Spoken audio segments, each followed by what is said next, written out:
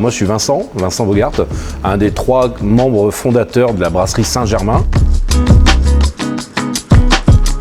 On peut savoir ce que c'est une noire, une blanche, n'importe quel style de bière, mais la triple, il n'y a pas plus controversé comme style en France. C'est un style qu'on trouve un peu partout en France, au Moyen-Âge et surtout après en Belgique beaucoup plus tard. La Révolution française a fait que tous nos monastères ont été vidés, les moines ont été chassés des abbayes et c'était les moines qui fabriquaient les triples. C'était une bière plus forte, souvent pour l'abbé supérieur, pour les visiteurs de marque.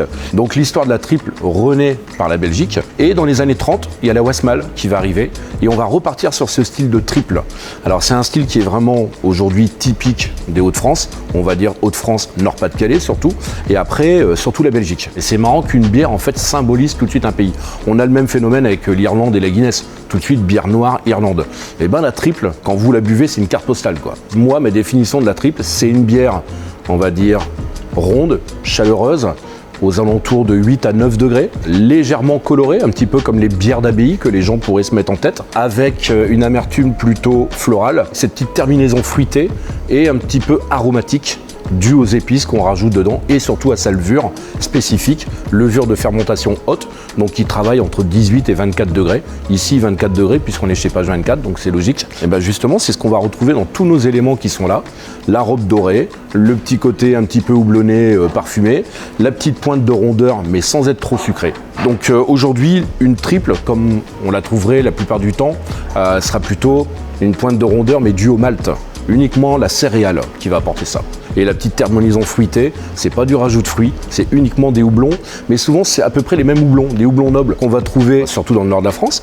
En Belgique, ça va être du Tecknang, ça va être un petit peu de Norsen Brewer, du Brewers Gold, et ça sera jamais des houblons américains ou néo-zélandais, du Citra, du Mosaïque ou des choses comme ça. Ça, c'est plus une triple. La triple est vraiment l'exemple parfait de la renaissance des bières des années 80 à aujourd'hui. Les gens ont dit stop, on arrête de faire des pils, on arrête de faire des bières de table, les bières de ménage, et on va faire des bières que les gens consomment moins, mais mieux. Je pense que pour les gens qui n'aiment pas trop l'amertume, c'est un bon démarrage pour goûter une bière spéciale. La triple a vraiment sa place avec tous les fromages à style Port-Salut, en fait, le fromage d'abbaye.